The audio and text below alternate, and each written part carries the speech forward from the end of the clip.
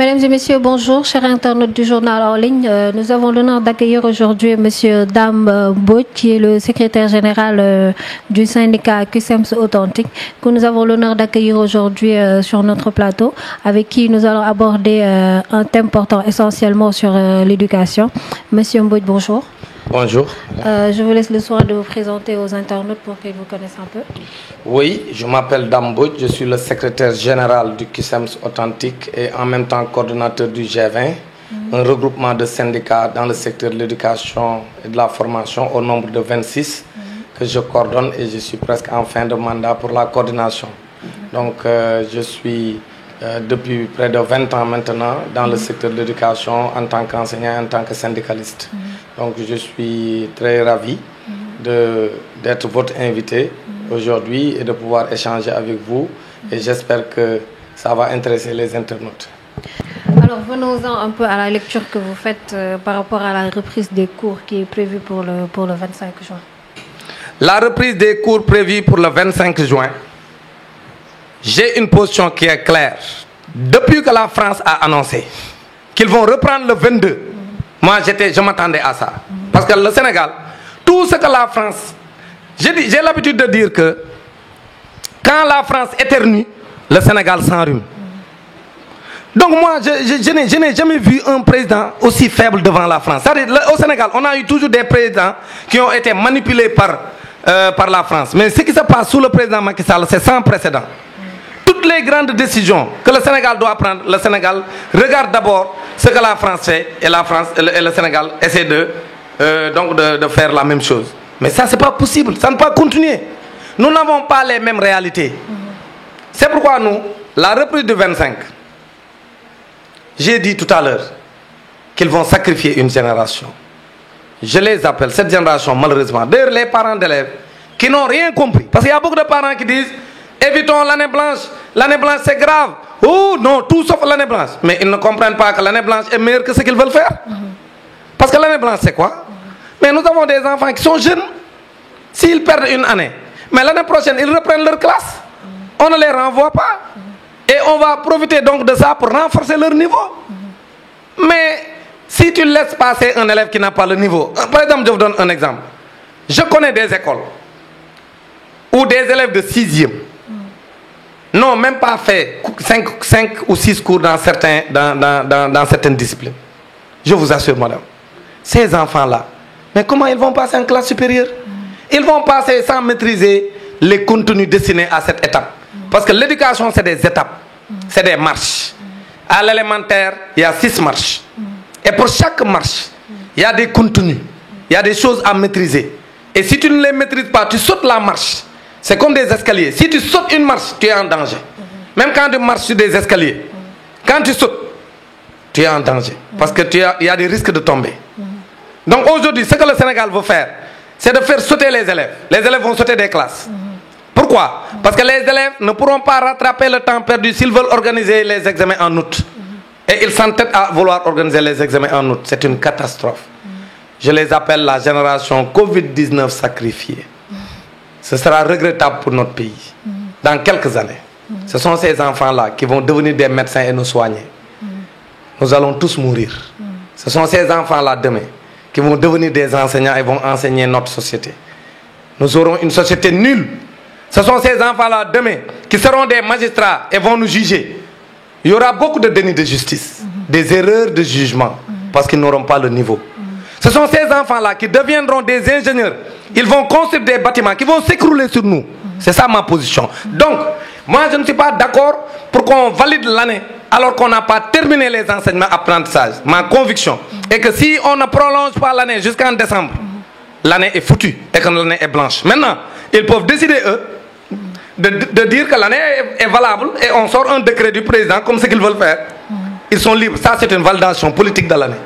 Mais ce que j'appelle la validation pédagogique de l'année, c'est-à-dire qu'on apprenne ce qu'on doit apprendre, qu'on maîtrise les contenus, que le quantum horaire soit atteint. Ça, s'ils organisent les examens en août, ça veut dire qu'ils ont sacrifié cette génération. Et c'est regrettable pour tout le pays. Que les parents le sachent. Parce qu'il y a des parents qui me disent, oui, Dame Mbodj, on vous voit toujours dire que l'année là peut être blanche. Mais oui, Mais si l'année doit être déclarée blanche, on la déclare blanche. Où est le problème? Mais en 88, le président Abdou Diouf avait déclaré l'année blanche. Mais pourtant, la situation de 88 est moins grave que la situation actuelle. Ah oui, mais le président Abdou Diouf avait pris son courage à deux mains. Il a dit, je décrète l'année blanche parce qu'on n'a pas terminé les enseignements apprentissages. C'était en 1988. Moi, ça m'a trouvé en 88. J'étais en classe de 5e. Oui, on a repris. C'est la seule classe que j'ai redoublé. Bien sûr, à part l'année invalide. Parce que l'année invalide, là-bas, parce que l'année blanche, je peux dire, c'est la seule classe que j'ai faite 2 fois. Mais l'année, au niveau du moyen secondaire et de l'élémentaire. Mais à l'université également, j'ai connu l'année blanche, l'année invalide. Parce qu'à l'université, pourquoi Abdou Diouf n'avait pas décrété l'année blanche? C'est parce qu'à l'époque, nous, on était en grève. Moi, je faisais partie des grévistes. C'était en 1994. J'étais à l'université. Donc, moi, je fais partie de ceux qui ont dirigé la grève. Nous sommes venus ici à Dakar. Abdou Diouf nous a rencontrés. Moi, j'étais à l'université Gaston Berger de Saint-Louis. Il nous a reçus, nous, les étudiants de Saint-Louis et les étudiants de Dakar. Il a dit, arrêtez la grève. On a refusé. Quand nous sommes sortis du palais, on a fait une conférence de presse. On a dit, on ne lève rien. Le président Abdou Diouf, ce qu'il nous a dit, ça ne nous convainc pas. Et nous sommes rentrés à Saint-Louis. 3 jours après, on a vu à travers la télé. Il ne nous a même pas avertis. Ce jour-là, je me rappelle bien, c'est Mamadou Malaye Diop qui a présenté le journal de la RTS. Le premier titre du journal 20h. Les étudiants de l'université de Dakar et de Saint-Louis sont priés de déguerpir les campus. Le président de la République vient de décréter l'année invalide. C'est comme ça qu'on l'a appris. Oui, parce qu'Abdou Diouf, il prenait ses responsabilités. Maintenant, l'année invalide, c'est quoi? C'est que tu redoubles. Et sur le champ, tous ceux qui avaient redoublé avant sont exclus. Parce que c'est ça une année invalide. L'année invalide est comme un redoublement. Alors que l'année blanche, c'est une année qu'on efface. C'est pourquoi on l'appelle année blanche. C'est-à-dire on ne la met pas dans ton cursus, on l'efface. On ne te considère pas comme un redoublant. Maintenant, aujourd'hui, puisque à l'époque, pourquoi Abdou Diouf n'avait pas... Abdou Diouf a pris les 2 décisions. Abdou Diouf, en 88, a décidé l'année blanche. Pourquoi l'année blanche? Parce que les élèves n'étaient pas en grève. Ce sont les enseignants qui étaient en grève. Donc, ils ne pouvaient pas nous sanctionner, nous, élèves. Mais en 94, ce sont les élèves et les étudiants qui étaient en grève. C'est pourquoi, pour les sanctionner, il n'a pas décrété l'année blanche, mais l'année invalide. Donc, moi, Abdou Diouf, au moins, j'ai loué son courage. Il prenait des décisions, quand même, qu'on pouvait accepter. Mais le président Macky Sall, pour lui, avoir une année blanche sous son magistère, c'est une défaite. Mais lui, il a des défaites qui sont plus lourdes que cette défaite-là. Aujourd'hui, notre pays est dans le gouffre. Lui, il a peur de l'année blanche. Mais ce que nous sommes en train de vivre est pire que l'année blanche. On est en train de brader notre littoral. Aujourd'hui, le pays est en crise dans beaucoup de domaines, pas seulement liés au Covid-19. Le pays est très mal géré. Il y a des problèmes de gouvernance à tous les niveaux. Mais donc, lui, c'est la peur d'une année blanche, mais il n'a rien compris. Moi, si j'étais président de la République cette année, je déclare l'année blanche. Si on me demande la meilleure décision pour le Sénégal, dans le contexte actuel, si on me demande quelle est la meilleure position qu'on peut avoir, c'est de déclarer l'année blanche et de permettre aux élèves de reprendre les classes l'année prochaine.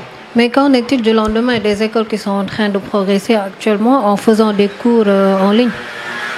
Madame, les écoles capables de faire des cours en ligne sont 0,0001%. C'est une infime minorité. Au Sénégal, nous n'avons pas un niveau de développement qui nous permet de faire des cours en ligne. Les gens n'ont rien compris. C'est-à-dire, le Sénégalais, il pense que tout se limite à son coin, à Dakar, tu es au point E, tu es à la Médina, Nord Foire, etc. Vous pensez que le Sénégal se limite à ça? Mais non! L'écrasante majorité des Sénégalais croupissent dans la misère. Ils ne regardent même pas la télé. Vous leur parlez de cours à distance. Non, les gens rêvent. Il faut arrêter. Moi, je suis allé à Faylar. Dans un SEM, les enseignants m'ont dit, secteur SG, nous, pour aller dans les toilettes, on va dans les maisons. On demande aux maisons de nous aider. Et puis, les maisons ne sont pas proches de l'école. Il faut faire 300 mètres. 300 mètres pour trouver une maison. Parce qu'on a mis le SEM quelque part dans la brousse. Et il n'y a rien là-bas. Il n'y a pas d'eau, il n'y a pas d'électricité, il n'y a absolument rien. Mais cette école-là, vous leur parlez d'enseignement à distance, comment ils vont le faire? Et c'est l'écrasante majorité. D'ailleurs, je vous donne les chiffres. Laser, l'agence, sénégalaise de l'électrification rurale. Donc, qui a en charge l'électricité dans le Sénégal. Mais l'ASER dit que seuls 42% des ménages dans le monde rural ont accès à l'électricité. Et même l'ASER n'a pas tout dit. Ont accès, il dit. L'agence dit, seuls 42,3% ont accès à l'électricité dans le monde rural. Mais qu'est-ce qu'on va faire des 58% qui n'ont pas accès à l'électricité? On va les exclure du système. Quand ils vont faire leur enseignement à distance. Parce que l'enseignement à distance suppose qu'on ait du courant. Vous êtes d'accord avec moi? Au minimum, le minimum c'est le courant. Mais ils ne l'ont pas. Qu'est-ce qu'on va faire de 58% qui n'ont pas de courant? Et on va les exclure du système. Donc l'enseignement à distance ne marche pas. C'est pas parce que un fils d'un DG ou un fils d'un directeur de société, quelque part à Dakar, ou un ministre, ou peut-être quelqu'un qui fait ses affaires et a de l'argent, a son wifi à la maison, a peut-être 2 enfants, voilà, les familles nucléaires qui ont des moyens, que le pays c'est comme ça, tout le monde est comme ça. Non, ces gens-là peuvent le faire, oui, mais c'est une infime minorité. Et l'État l'État regarde l'intérêt général. On ne peut pas légiférer sur la base d'une minorité. Quand on prend des décisions, on regarde la majorité. Et aujourd'hui, la majorité, madame, c'est ceux qui ne peuvent pas apprendre à distance. C'est pourquoi le dispositif apprendre à la maison, qui a été proposé par le ministre de l'Éducation nationale, nous, le QCM authentique, nous l'avons rejeté. Qu'est-ce qu'il a proposé? Je vous ai dit que lui, il vient de Mantes-la-Jolie. D'ailleurs, c'est pourquoi le meilleur poste que le président Macky Sall pouvait lui donner, c'est le ministre des Moudou-Moudou. Il peut créer un ministère des Moudou-Moudou et il donne ça à Mamadou Talla. C'est-à-dire, s'il lui donne le ministère des Moudou-Moudou, il va bien réussir là-bas parce qu'il connaît les Moudou-Moudou. C'est ce qu'il a fait à Mantes-la-Jolie pendant des années. Mais le ministère de l'Éducation nationale, il ne peut pas le gérer. Il n'a pas les compétences pour le gérer. Moi, je pense qu'il faut qu'on soit plus sérieux. Aujourd'hui, si dans un pays comme le Sénégal, on veut dire qu'on apprend à partir d'une télévision, il y a des télédires qui l'ont commencé avant. Ils créent une télévision qu'ils appellent Canal Éducation. Mais à partir d'une télé. Mais les enfants du Sénégal, d'ailleurs nos familles là, dans les quartiers. Je vous donne un exemple, même ici à Dakar. Vous allez à Yeumbeul. Vous avez une famille de 30 personnes. Il y a une seule télévision. Vous pensez qu'un enfant de C1 ou de C2 va rester dans le salon toute la journée avec la commande? On va dire, hey, arrêtez. On va regarder nos telenovelas. On va regarder nos films, on va regarder le journal, on va regarder ceci, et ils vont arracher la commande. Mais oui, parce que il faut que les gens soient sérieux. Dans nos familles là, on ne peut pas apprendre à partir d'une télévision. Ça ne fait même pas de notre culture. Ça ne fait pas partie de notre culture. La deuxième fois, l'internet. Mais l'internet coûte cher au Sénégal. C'est pas n'importe qui l'a. Ensuite, même ceux qui ont l'internet, il y a des problèmes de connexion. Oui. Il y a des problèmes de connectivité. Il y a des zones où même ici à Dakar, tu as des problèmes pour te connecter. Même l'internet, parfois, tu as ton wifi. Et à un moment donné, il y a des problèmes de connexion que vous avez. Et pourtant, vous avez votre wifi. Donc, ce qu'ils disent là, ça n'est pas possible. Et l'enseignement suppose l'interaction. Quand l'élève est devant la télé, il regarde le cours. Maintenant, s'il ne comprend pas, qui va expliquer? Parce que le cours, ça veut dire, je donne la connaissance. Si tu n'es pas d'accord ou tu ne comprends pas, dis monsieur, je n'ai pas compris. L'enseignant explique. Mais si c'est devant la télé que l'enfant apprend. Maintenant, s'il y a un passage qui est donné par le prof ou le maître, l'élève ne comprend pas, qui va expliquer? Non, il faut que les gens là soient sérieux. C'est-à-dire que nous, franchement, moi, je ne veux pas qu'on nous dise des choses qui n'ont rien à voir avec nos réalités. Donc, moi, je pense que le ministre Mamadou Talla a échoué. Tout ce qu'il a proposé depuis le début. Et madame, est-ce que vous savez que même l'éclatement des classes là qu'il propose là pour le 25, il voulait le faire le 2, ça a échoué. C'est ça qu'ils vont faire le 25. Mais c'est moi qui l'ai proposé. Et je l'avais proposé depuis le début de la crise sanitaire. Quand le président Macky Sall a fermé les écoles, j'ai été le premier à dire que la solution, c'est pas de fermer les écoles. La solution, c'est de retenir les élèves en classe intermédiaire et de convoquer les élèves en classe d'examen, ça les élèves de CM2, les élèves de 3e et les élèves de terminale. Et on les éclate au niveau des écoles en petits groupes. Et tous les enseignants retournent à l'école. Et on le fait tout de suite. À l'époque, c'est ce que je vais dire, c'était en début avril. Ils avaient refusé. Ils avaient dit que Dame Mbodj est quelqu'un qui s'oppose à tout ce qui se fait dans le ministère. Mais pourtant, ça a été publié dans les journaux. Il y a 6 journaux qui ont publié ma proposition. Imaginez, madame, s'ils n'avaient pas le complexe qu'ils ont développé pour dire que Dame Mbodj, parce que la proposition venait de moi. Imaginez si on avait fait les cours avril, on avait fait les cours mai, et aujourd'hui juin, mais on aurait 3 mois, l'affaire serait close. Mais tu attends que les cas flambent, parce que le président de la République Quand il fermait les écoles le 16 mars, on avait un seul décès. On avait moins de 30 cas au Sénégal. Moins de 30 cas, je dis cas positifs. On avait moins de 30. On avait un seul décès. Il dit l'heure est grave. Et il demande à ce qu'on ferme les écoles et les universités. Maintenant, on en est à près de 80 décès. On en est à plusieurs milliers, peut-être bientôt 10 000 cas positifs.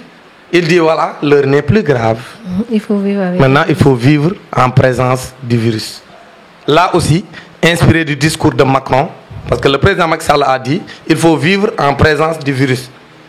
2 jours après le discours de Macron, parce que 2 jours avant, Macron avait fait son discours pour dire il faut vivre avec le virus. Il faut vivre, il faut apprendre à vivre avec le virus. C'est ça que Macron a dit. Qu'est-ce que dit Macky Sall? Il faut apprendre à vivre. Au lieu de dire avec, il enlève avec, il met en présence du virus. Tout ce que fait la France, madame, le Sénégal le fait. Voilà. Donc quand la France éternue, le Sénégal s'enrhume. C'est ça la vérité. C'est-à-dire que moi je suis désolé quand je le dis parce que j'aurais aimé avoir des leaders assez charismatiques, assez courageux, qui croient en l'avenir de ce pays. Des leaders qui comprennent que le Sénégal peut se développer sans la France. Moi j'ai l'intime conviction que c'est la France qui retarde le développement du Sénégal. C'est mon intime conviction. Mais malheureusement, puisque eux ils ont des logiques très claires, parce que dans cette affaire également, il faut qu'on comprenne qu'il y a la gouvernance mondiale. Le président Macky Sall est sous la dictée de la France, c'est le président Macron, mais là, le président Macron également est sous la dictée de la gouvernance mondiale. C'est des États. Donc même le président Macron n'a pas les coups de franche. Il est sous la dictée donc du capital. Donc ce sont les capitalistes du monde, les Illuminati, ceux qui ont les moyens et qui contrôlent donc l'économie mondiale. Ce sont ces gens-là qui imposent les présidents qu'ils veulent dans beaucoup de pays du monde. C'est ça la vérité. Donc si tu n'es pas avec eux, ils créent l'instabilité dans ton pays. Regardez ce qui se passe dans le Sahel, en Afrique. Tous les pays du Sahel qui ont des problèmes, c'est la France qui est derrière. C'est la France qui a semé le bordel avec le MNLA. C'est la France qui sème le bordel au Mali. C'est la France qui sème le bordel au Burkina. C'est la France qui sème le bordel partout dans l'Afrique de l'Ouest. C'est ça la vérité, madame. Maintenant, moi, je rêve de présidents qui ne soient pas faibles, comme Macky Sall, Ibeka, Ouattara. D'ailleurs, vous avez vu ce qui s'est passé avec l'ECO. Mais vous savez comment les Ivoiriens appellent l'ECO? Ils disent Emmanuel pour le E, pour le C, contrôle, et le O, Ouattara. Emmanuel contrôle Ouattara. C'est ça que les Ivoiriens disent. Ils ont raison. Emmanuel contrôle Ouattara. Parce que Ouattara est allé en France, coaché par le bambin de président. Vous connaissez qui est le bambin de président? C'est le président Macron. C'est lui qui lui a imposé de torpiller ECO CEDEAO. Il ne voulait pas de cela parce qu'il veut toujours avoir une mainmise sur la monnaie de l'Afrique de l'Ouest. C'est regrettable, madame. J'aurais aimé. Et je rêve de ça. Je rêve de présidents comme Rajolina. Parce que Rajolina, dans cette crise sanitaire, moi, m'a marqué, le président de Madagascar. Moi, à la fin de la pandémie, si j'ai les moyens, j'irai là-bas pour le rencontrer, pour le féliciter. Je suis fier de lui. C'est un jeune président qui est courageux, qui a défié l'OMS et qui a dit à l'OMS que je n'accepterai pas qu'on sacrifie ma population. Madagascar, ils ont le moins de décès dans le monde actuellement. Parce qu'ils ont traité leur population avec l'artémisia. Mais regarde ce qui se passe au Sénégal. Quand ils ont envoyé des échantillons d'artémisia à Dakar, ils l'ont torpillé. Ils ont donné ça au professeur Daouda Ndiaye. Mais le professeur Daouda Ndiaye, qui est là, au nom de l'OMS, et qui gère les intérêts de l'OMS, et l'OMS avait déjà rejeté l'artémisia. Et on donne ça au conseil technique de l'OMS qui est ici au Sénégal, pour lui dire, regarde si on peut soigner nos malades avec ça. Et il sort à la télé, il dit dans 15 jours on va démarrer les essais cliniques. Depuis qu'il a fait cette déclaration, jusqu'au moment où l'on parle, ça fait 1 mois et demi. Les essais cliniques n'ont pas démarré. C'est regrettable ce qui se passe dans ce pays. Donc, madame, moi, sur ces questions-là, c'est le cœur meurtri. L'OMS, qui est le bras armé de la gouvernance mondiale, donc d'un monde unipolaire. Donc, ils ont utilisé l'OMS pour semer le bordel dans le monde. Parce que l'objectif global de ceux qui ont créé cette crise sanitaire, donc, autour de Bill Gates, la fondation Rockefeller, l'Institut Pasteur avec les souches et les tests, que personne ne contrôle, regarde ce qu'ils sont en train de faire au Sénégal. Chaque jour, ils augmentent les cas. Maintenant, même quand on dit qu'il est mort de Covid, on ne dit plus là où il est mort. Dans quel hôpital? Ils ne le disent plus. Ils ne disent plus dans le lieu. Parce qu'ils veulent préparer. Ils veulent préparer, excusez-moi. Ce qu'ils veulent faire, c'est de préparer le vaccin. Tout ce qu'ils sont en train de faire, pour moi, je n'accorde aucune importance à ça. Ce qu'ils sont en train de faire depuis un certain temps, c'est d'apeurer les gens, d'augmenter les cas. Même ceux qui sont morts naturellement, on dit c'est Covid. Ils augmentent le nombre de décès pour justifier le vaccin. Parce qu'ils veulent que le vaccin soit acheminé partout en Afrique. Parce que l'objectif de ces gens-là, c'est de diminuer la population africaine. C'est ça qui les intéresse, c'est l'Afrique qui les intéresse. Ils veulent que les Africains arrêtent de faire des enfants. Parce qu'ils disent que l'Afrique, ils sont nombreux. C'est ça la position. Parce qu'ils disent qu'en 2100, la population mondiale va aller à 15 milliards. Parce qu'actuellement, nous sommes à 7 milliards 200. Maintenant, ils veulent bloquer. Ils veulent bloquer le taux de natalité en Afrique. D'ailleurs, c'est pourquoi Bill Gates n'investit que dans ça. Je vous dis, l'artémisia peut soigner le paludisme. Tout le monde le sait. L'artémisia peut soigner le paludisme. Maintenant, ils ont interdit, l'OMS a interdit le traitement du paludisme à travers l'artémisia. Pourquoi? Parce qu'ils veulent que les Africains meurent. On les laisse mourir. Il y a 500 000 Africains, madame, qui meurent par an sur le paludisme, à cause du paludisme. Et pourtant, l'artémisia peut soigner le paludisme, mais ils nous empêchent de l'utiliser et ils mettent la pression sur nos États. On laisse les Africains mourir. C'est la même chose avec le Covid-19. L'objectif, c'est de laisser les Africains mourir.